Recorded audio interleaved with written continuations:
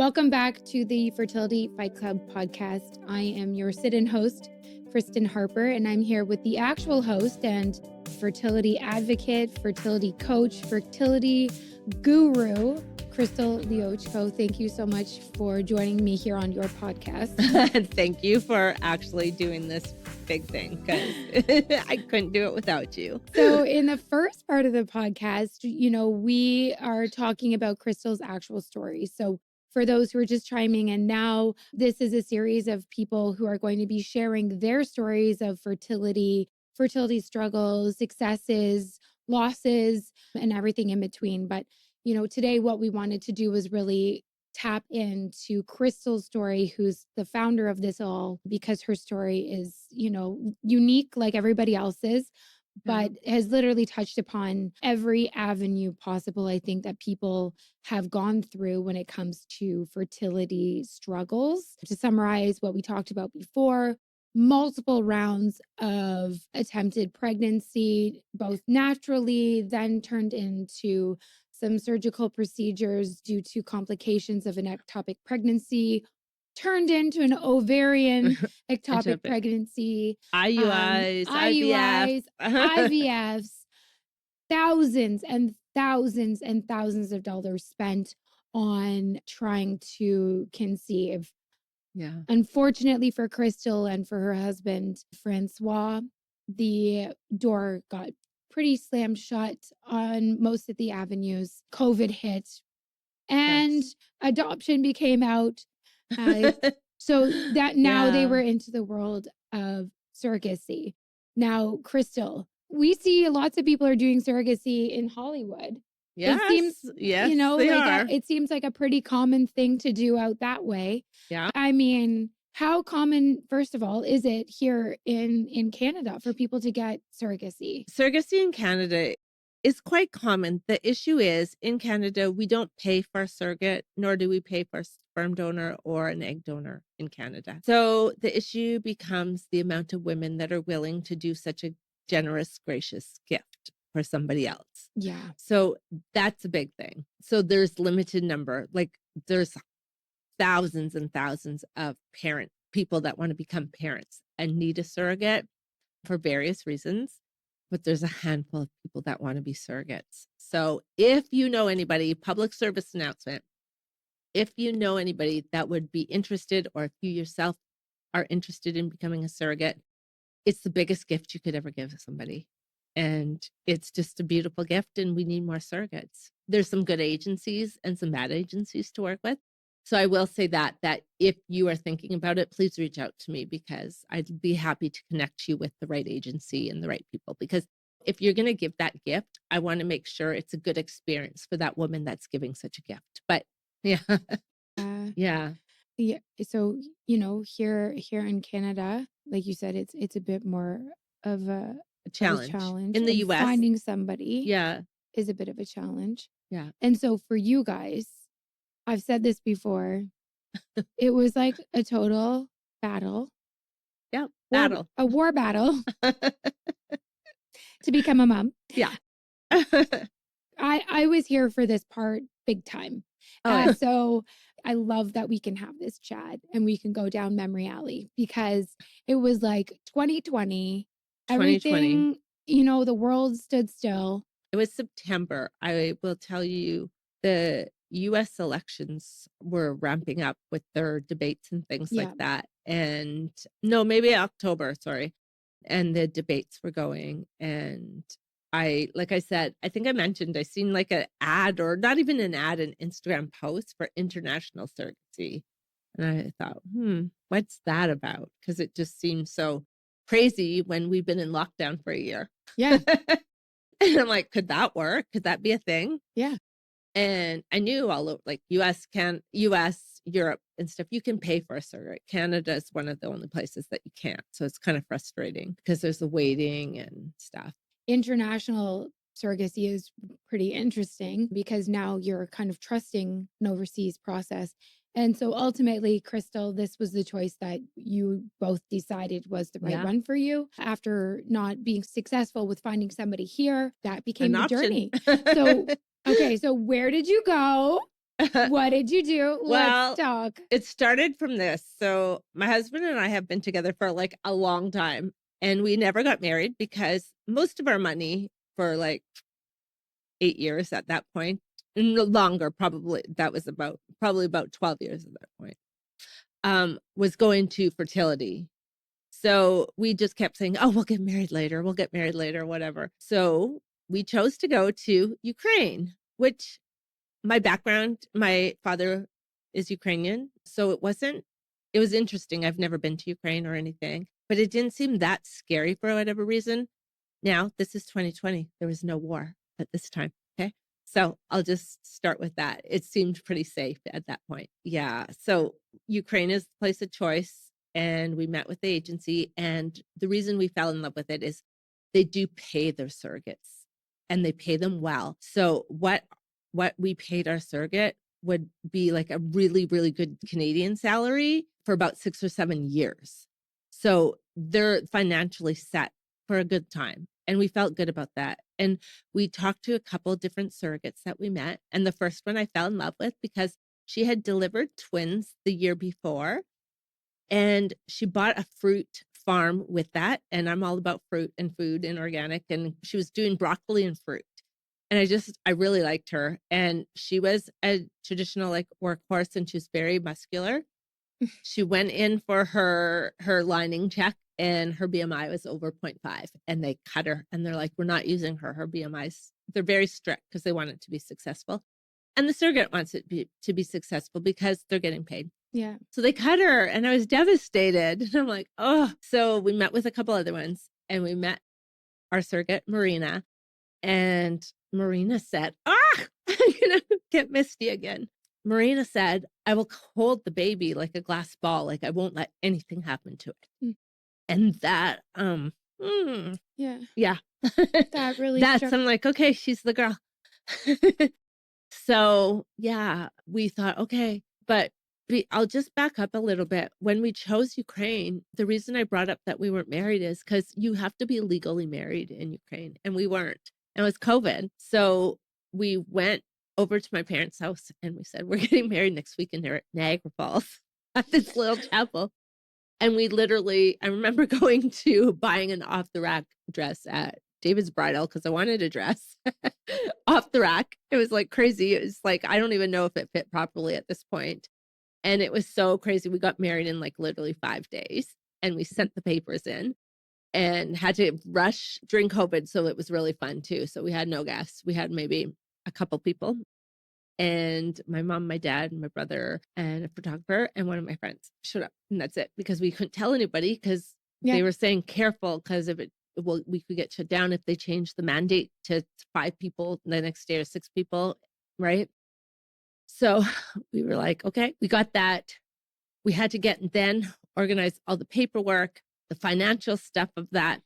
And then it's now middle of November and Doug Ford kept talking about shutting the borders down Christmas Eve or Christmas Day. I can't remember. It was the 24th, 25th, right?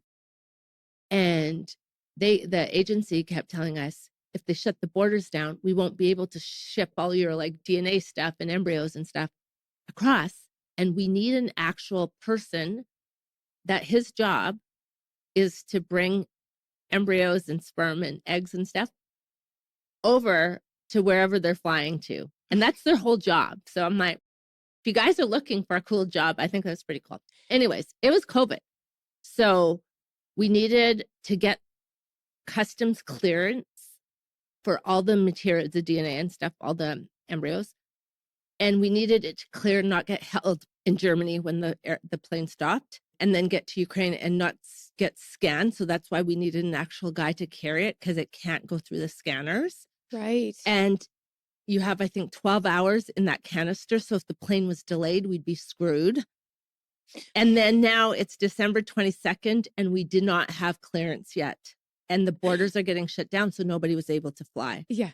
And now if this guy got COVID at the airport, when they were checking, and again, no matter what your feelings are on COVID, they could, any sneeze, anything in the air could have been picked up on that swab and not actually him at that time, right? And then we're screwed. So it was so stressful. So the 23rd hits And she called us probably, I think, like late in the day. And they said, we got clearance. There's a flight leaving Pearson at 1:00. We need to get it from the fertility clinic over quickly, and we're a go. So literally anything, he gets COVID, any traffic, the flight delayed, we're screwed because now it's like the 23rd. Yeah. Flight's leaving the 24th and the borders are closed down. So here's go time. We did it. It's go time. That was the most stressful Christmas Eve I've ever had. Ever. It was so crazy, but it made it. The clinic messaged us and said, we have everything. Everything's like in their freezers and stuff, and everything was good. So that probably, I think, was more stressful than anything in my life at that point. At that point. At that point. At that point. So that is now 2021 now taking place. Yeah.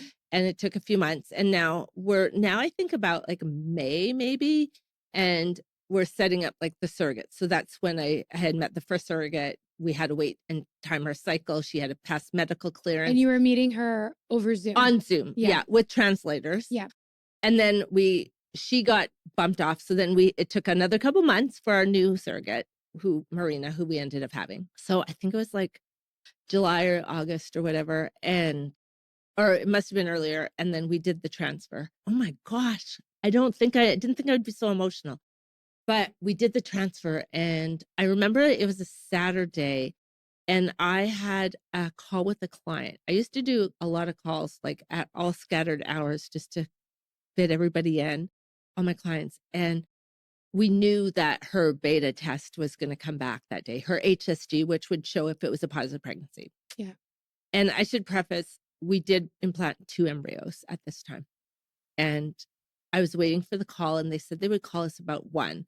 So it's 9 a.m. and I could see the agency calling. But the girl I was on the line with, she was like kind of emotional. So it's not like I could say, oh, I got to take this call, but I was dying. So I literally like hung up and ran downstairs and was shaking because I was so worried. And I wanted my husband to take it because I didn't want bad news. And it was good news. And the betas was so high. They said both embryos must have stuck because the beta was, I think, like 5,000 on like day 12. So if you guys have gone through fertility treatments, day 12, it's like a much lower beta. So we were pretty sure both embryos stuck. And that afternoon, it was your daughter's birthday. Yeah. I don't know if you remember that. And I do. we went to Freya's birthday and I'm like, don't say anything because it's too early, right? Yeah. And we got there and the first thing my husband does is like, Kristen came over and she has a backyard full of people and balloons and bouncy castles and all the things.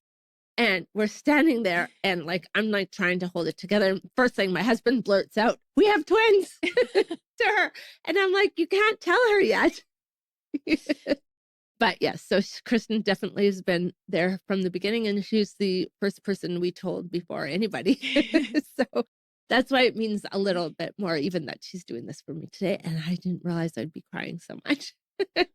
No. But it was a very emotional and then it was good. So it was now September and what's 17th, 9th? Yeah, something like that. It went on and there was a little bit like they were worried about twins. They really advised us not to implant 2 embryos. And that's a question I get asked a lot for like many girls, like, can I implant 2? And there's a lot of risks with twins. There's a lot of benefits. There's a lot of misconceptions and things that I won't go into this podcast because this is not going to be a one-time deal. Like Kristen was saying, we're going to be interviewing other fertility sisters and we're going to be talking to experts and different things. And I'll go into more of that later. And as most of you know, I do share a lot of my personal stories when any of you guys ask questions. So I'm quite transparent that way. So December went and she needed a surgery because her cervix was open too much.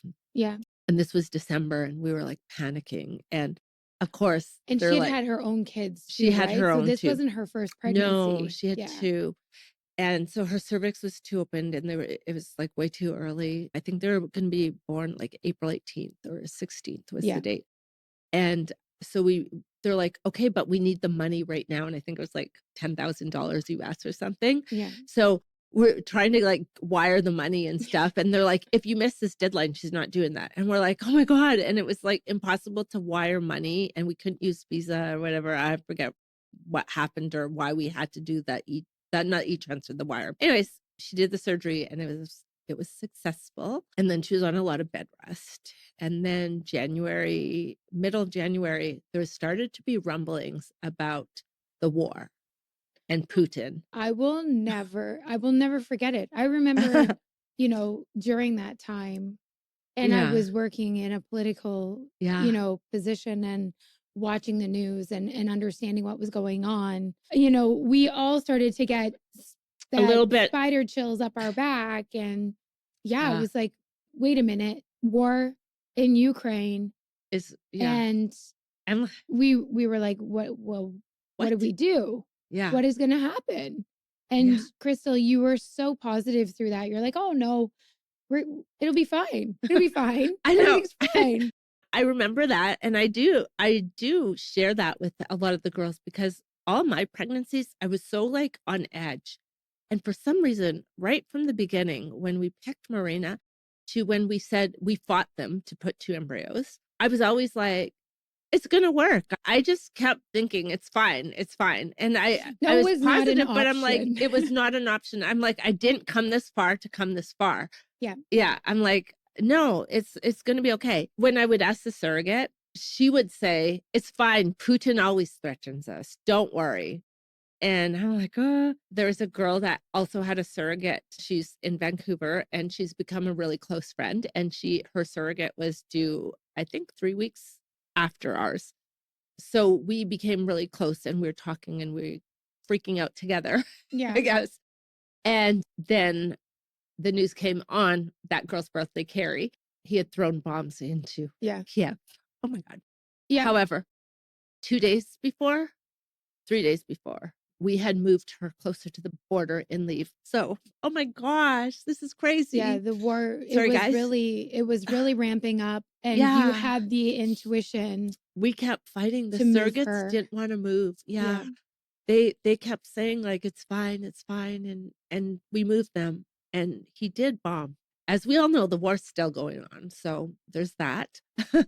So then I think it was days after, I remember you did my beautiful baby shower and the war it was like that week.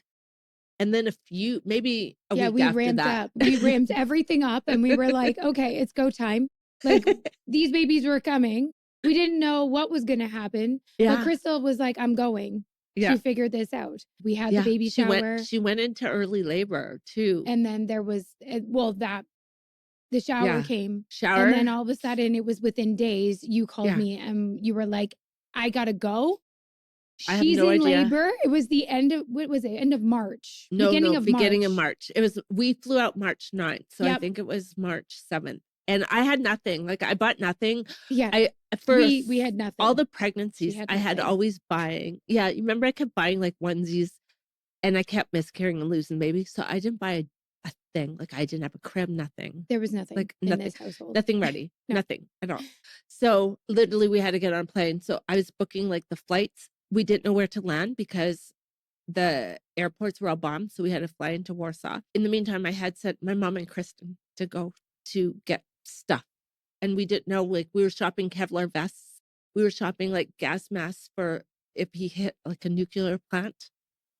And then diapers and formula because we didn't know what we were going to walk into. And during that time, I mean, being there and watching and the stress that you were enduring, not knowing what you were going into. Yeah. I remember just watching you pack your bag and your mom and I were like, we got this.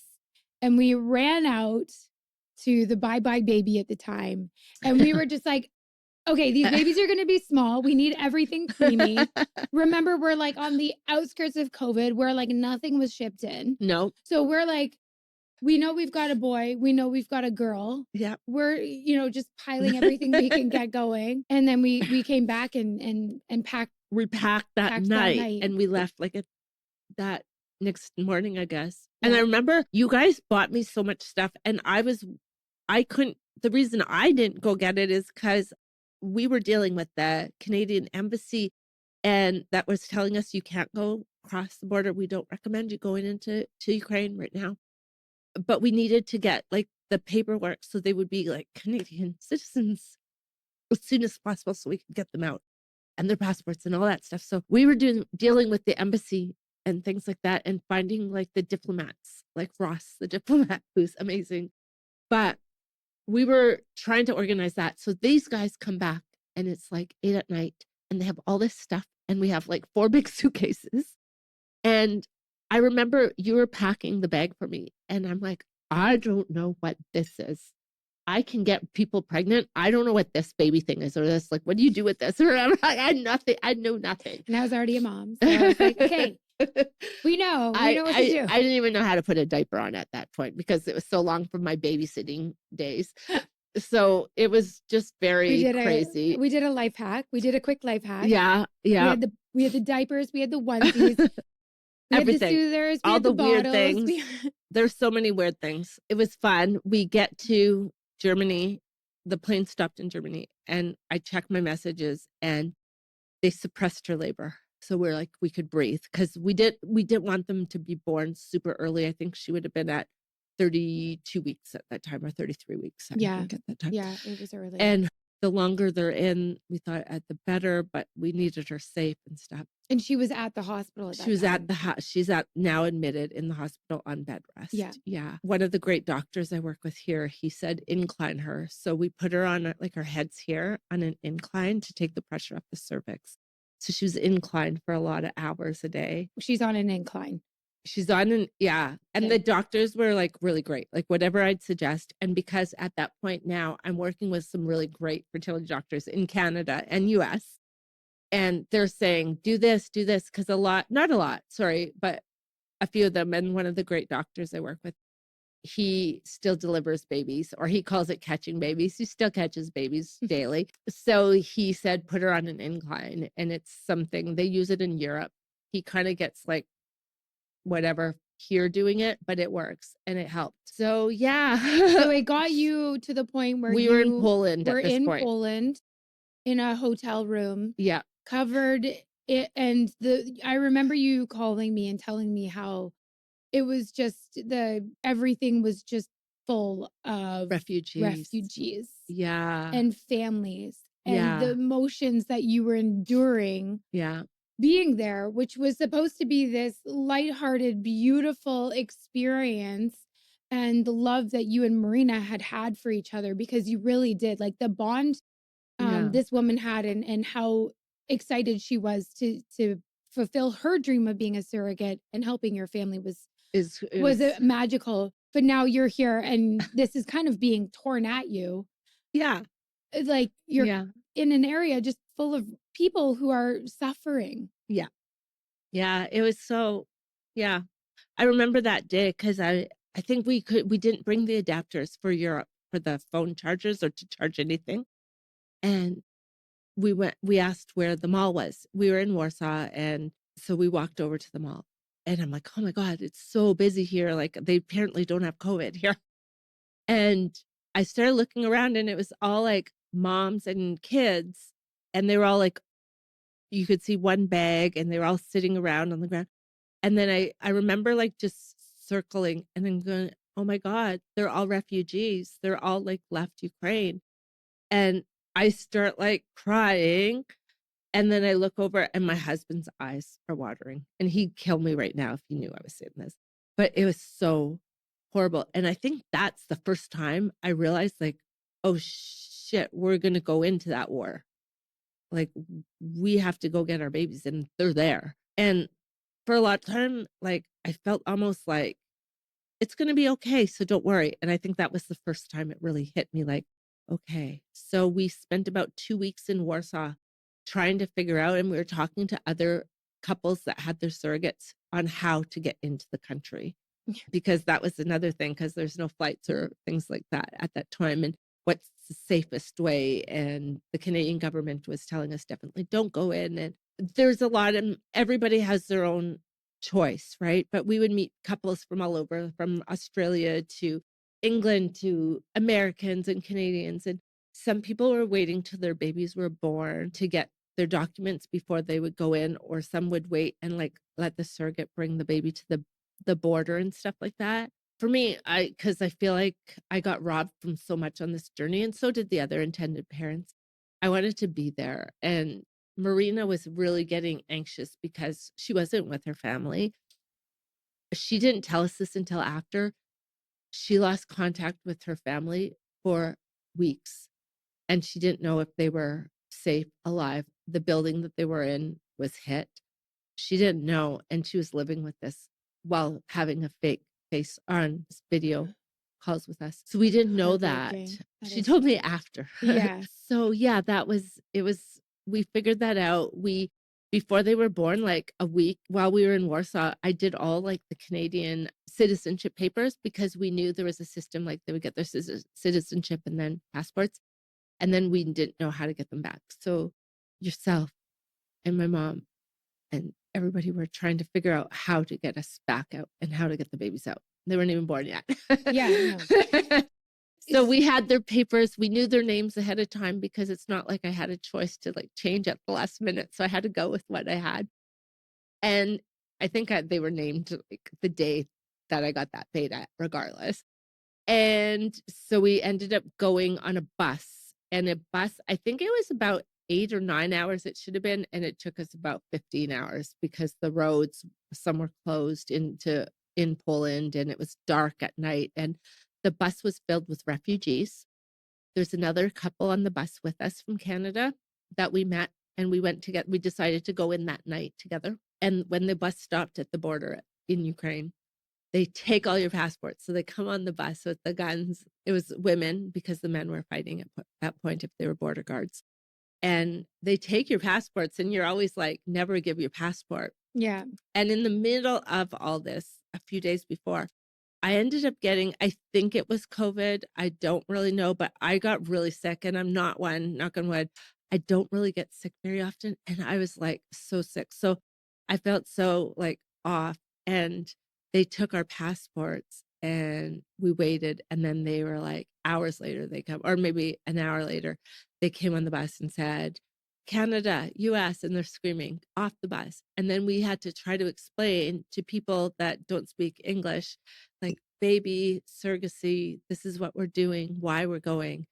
And the US guy was going there to help fight from the US. That's what he was doing. So finally they understood what we were saying. They let us go, and we went. We went to the hotel. We got one of the last, remember we had the media hotel, and Yep. this is through somebody from the news that we got the hotel, like, and it was beautiful. And a lot of like most of the media stayed at that hotel. So we were so blessed to actually have a place to stay in a safe place. Yeah.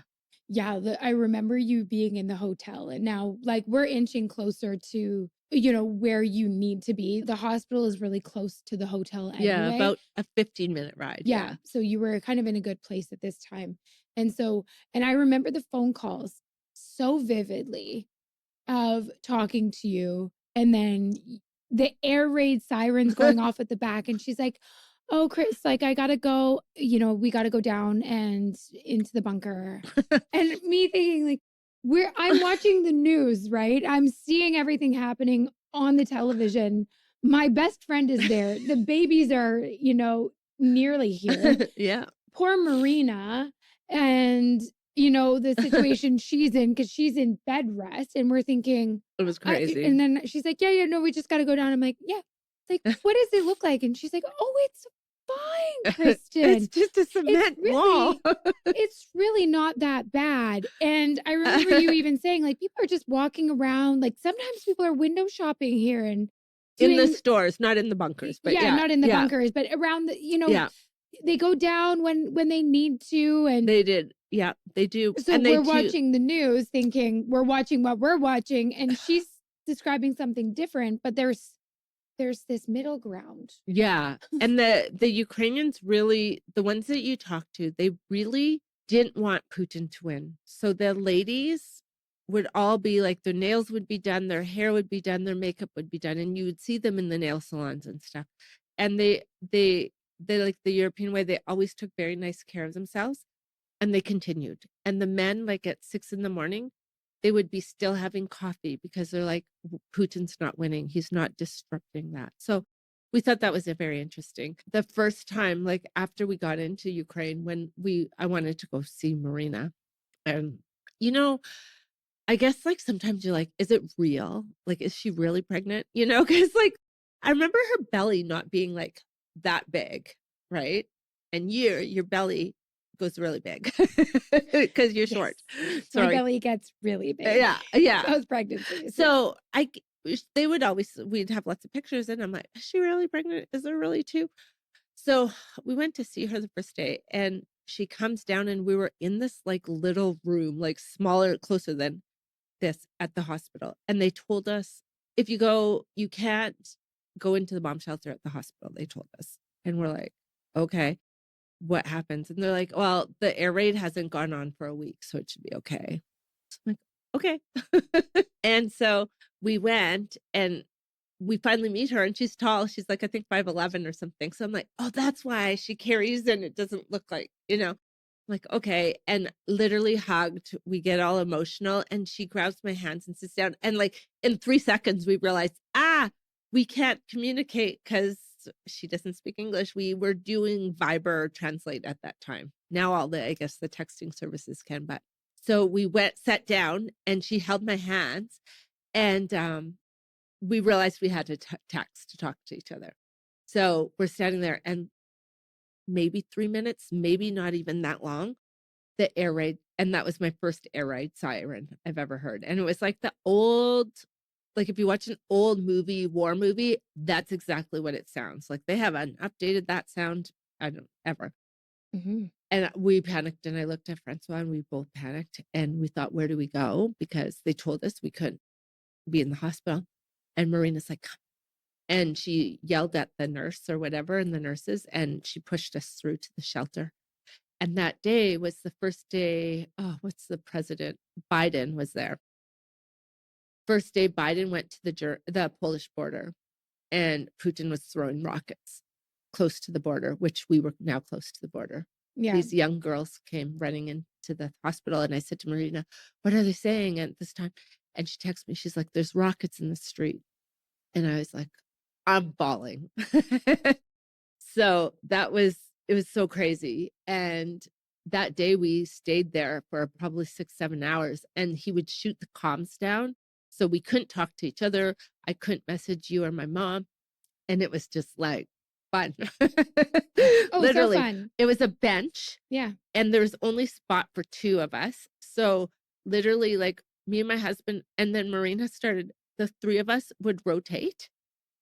So there'd be 2 people sitting at all time, and we would just sit and rotate. And then the curtain beside us, there was like a hospital curtain, and people would be giving birth because it was a maternity. They have maternity hospitals there. Yeah. And we must have heard, I don't know, 20 babies being born that day. I've You never were never now. actually heard a baby being born until then. And yeah, no food. I kept asking for Marina for water. So we ended up being able to buy a bottle of water from them where they had to buy the medicine. And she kept saying like, I don't want to, like, and we would have to use like charades for a lot of for it. She didn't want to give birth in the basement. She kept calling it in the bunker. Yeah. And so here we are, a few weeks going by, and now labor began, and it was early labor, but Yeah. Essentially 36 she held weeks. on. She held on to 36 weeks to the day. And then that morning she said, hurry, they're coming. We don't know what happened exactly, if the doctor maybe pushed it a little bit because they wanted her out at 36 weeks, which is fine. But we rushed to the hospital, and we had to, because it was COVID, we had to wear the mask, and they're like, you have to buy the hospital surgical hat or whatever, and the gown or whatever, and the things. Yeah. And we rush in, and the babies are there. And I'm like, no, we're looking for a surrogate. Like, we're looking for Marina, but nobody speaks English in the thing. And we're trying to Google Translate, and then the comms are down at this point. And then they're like, here, and they're looking, and there's 3 babies in this room. So 2 in an incubator, and 1 was in another incubator. And we're like, no, we're looking for like the room for delivery. And they're all like going like this to us. We have no idea. Like, I don't even think for 1 minute that those are mine. Like, not even like 60 seconds Yeah. made me think that. And then somebody came in and she's like, hi, I'm Dr. Leela. And these are your babies. If you're from Canada, these are yours. And your surrogates over there. And we're like, what? And they're like, it was a rush. We just got them here. And we're like, what? And she's like, they were just born a few seconds ago. Like, they just came in here. And we're like, what? Like, we had no idea. It was like, it was like the craziest experience. And she's like, do you want to hold them? And then she starts taking them out. And I'm like, oh, again, I can get you guys pregnant. I don't know what to do with this little thing. I like start it's freaking real. out. It's Yeah, right yeah. now Like, it's real. after like struggling all these years, I'm like, what is going on? It's happened. And you're almost like traumatized. Like, you're like, what? And then my husband's like, wait, we need to take pictures for citizenship. So he took pictures. They still have all this stuff on their face, like the gunk and stuff. So he took 2 pictures and he texted the thing and kept trying to email and text the diplomats at the embassy to make sure that they could get the pictures, because we needed confirmation of birth before we can get citizenship. So does that, hold the baby. Don't even hold I think I didn't hold Savannah. I held Maverick first. The air raid go on. The nurses like literally grabbed them out of our arms, put them in the incubator, grabbed the other baby, and they're like yelling, and the air raids. I'm like, I'm not leaving them. And they're like, they wouldn't let us in the NICU bomb shelter. So we had to go to find the surrogate. And they said, go to this. The only one that spoke to English was Dr. Leela. And she's like, go see your surrogate. I'll come get you. They'll be okay. I'm going to be with them. So that was like an hour and a half, 2 hours, maybe.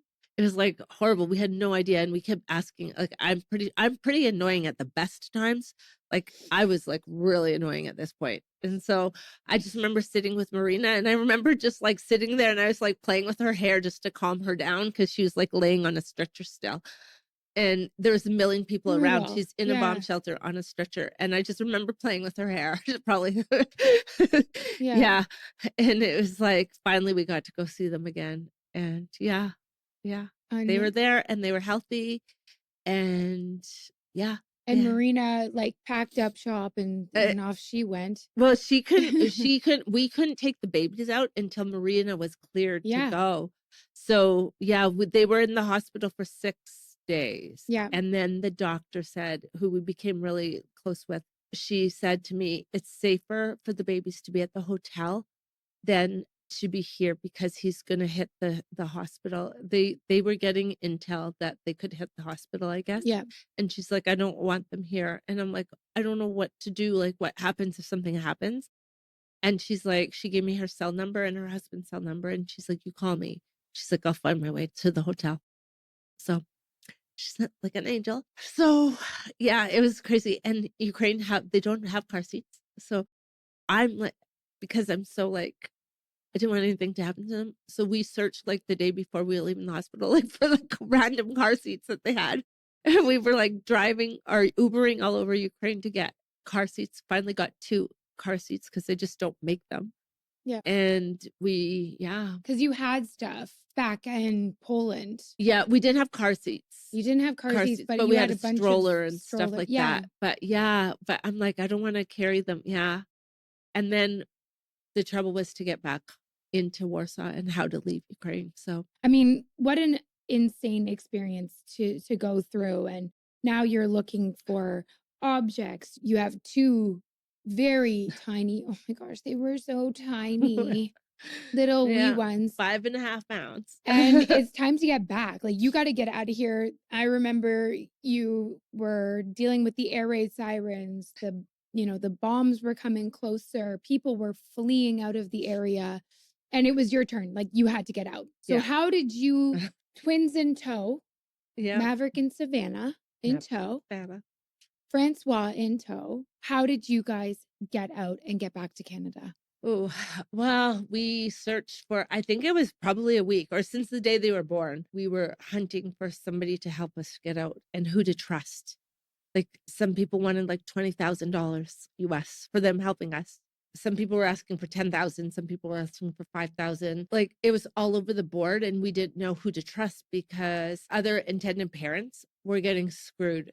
Some people had to walk right across the border, and they didn't have passports and they didn't have citizenship yet. So they were just taking their baby and trying to get across. Some at the beginning were getting cleared, but some weren't, and they were getting stuck hours and hours and hours at the border. And I want to preface the fact that, for anyone who's listening who has already had a baby or has been with friends who've had a baby, maybe a family member, when you first have a newborn, life at home in bed is a struggle. Yeah. Okay. Yeah. Life at home in bed with help is a struggle. Yeah. Now, Yeah. to think about being in a hotel room with no supplies in a war zone trying to escape with newborns that you are not prepared for, essentially. Yeah. Yeah. Excuse me? I will say, so the agency no agency, I don't think, was recommending this at the time, but like when Marina left the hospital, we were scared for her to go and find her family. And she kept saying, it's okay. So she came back to the hotel with us and stayed with us that night. And when the babies were crying, like at whatever, every 90 minutes, I had to feed them and stuff, she was getting up and helping me. And one time, I think I just like conked out and I woke up and she was holding Savannah and she's like, she just wants to be held like a princess. Like she typed that to me. She's like, she just wants to be held like a princess. So she's like more than a surrogate for sure. She just is like amazing. So yeah, we had to get back. We went through like, there were so many people, like we didn't know who to trust. We didn't know like how we were going to find like an extra, like, I think the magic number kept being 20,000. I will say that I think it was 2 hours after they were born, Ross, the diplomat Ross, I call him, he came through and said, we got citizenship, check. About 8 hours after they were born, they had Canadian passports printed. Except they were in Warsaw. So he's like, I can't cross the border. Yeah. As a diplomat, he couldn't go back to his post in Ukraine. So he's like, I just don't know how to get them. People there then were wanting to charge us like $3,000 to $5,000 to bring the passports.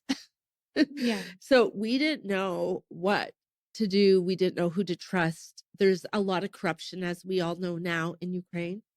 But it was apparent, like people are like, be careful, because if you give money to this person, they may say they're going to do that. You may never see the passports. Yeah. Or you may never get across the border. They'll bring you somewhere else and demand more money. Mm-hmm. So that was a fear, and we didn't know who to trust and what to do. So we finally, I think you or my mom are together, seen Fox News or something, and they were interviewing Project Dynamo, and they are ex-military team, and they helped and saved us. The guys there were so amazing, and I'll never forget it. And they brought us usually they drop you right over the border. They brought us right into Warsaw, and they were amazing. And and I guess we waited in Poland. I think we had to wait a week for the birthway to go up before we could fly home. Yeah. And then Kristen, my mom, my dad were waiting for us when we got back. We were. And a full room ready to go. Yes. Because I didn't have a nursery at that time. So they had the cribs. They have everything put together. Yeah, we had, the community really came together. She's in Waterdown in Ontario, and we called on friends and family to come and help unpack and it was prep crazy. the room. And and then you were home, and they were home. Yes. So that's my story. Oh my gosh. And this is why I told the girls that I don't really want to do this, because I didn't want to cry like this the whole time. But here we are. However, the reason we're going to do this podcast is to help other people going through this. We have a series we're going to do that's called Love Your Story. And my clients are going to share their stories, or anybody going through a fertility journey. They're going to share all the ups and downs and the craziness that they go through. We're going to talk about the Fertility Fight Club, because it's not just a podcast. We have a whole community that we support each other. We laugh together. We do groups. I bring on special guests. I bring on doctors. I give the girls full menus and meal plans and supplements and all the good things, and all the things that US doctor told me to do. That's what I teach.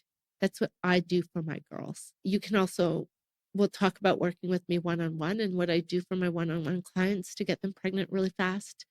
And we're going to have a really special one. And I don't have a name for it yet, but it's going to be called like Try It. And I'm going to go out with like Kristen, or I have Nurse Lindsay, that's amazing, or Chandra.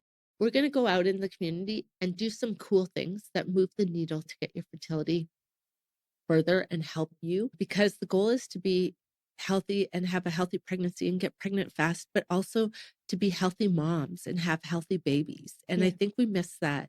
And we also, after you're pregnant, the girls don't necessarily leave the group. We have a group called the Blooming Mamas, and that carries on. And we just made a decision actually the other night that it's going to be like a lifetime free access to any of my personal clients, and they can share and support all the new moms, and with tools and tips and tricks and support services and things like that for everybody. So we have a lot going on in this podcast, and we wanted to kick it off with my story. Well, I don't know if I love this idea anymore with all my crying. Promise I won't cry on every episode. But yeah, so Kristen. Hey, I mean, we all have emotional moments, and this is a big one. And I think, it speaks to the truth of the emotions and the, trauma and beautiful outcome that has resulted in Maverick and Savannah, which are the most incredible kids. I'm getting teary-eyed, and to watch you go through this, and, to be a friend, trying to do whatever I could to help you through. I would never have changed a moment. So to be here, Thank you. to kick this off with you, I'm so excited to quickly wrap up. For anyone who is listening to this, this is just one of many journeys of success, but also in this is your keys and secrets to a viable pregnancy. It's, something that I would definitely subscribe to and move along the journey with Crystal and all her experts. So thank you, Crystal. Thank you to everyone who's tuned into this. Thank you so much, Kristen. I couldn't do it without you here today. And I just hope it helps somebody on their journey. And I really hope I want to give you, like I said, I went through so much, and in different episodes, we'll break down like all the things, and we will talk about the medical system and who to trust and when to trust your gut and all those things. So thank you. Great. Thanks. Well, this is the Fertility Fight Club. Thank you. And we'll tune in next time. Thank you. Thank you.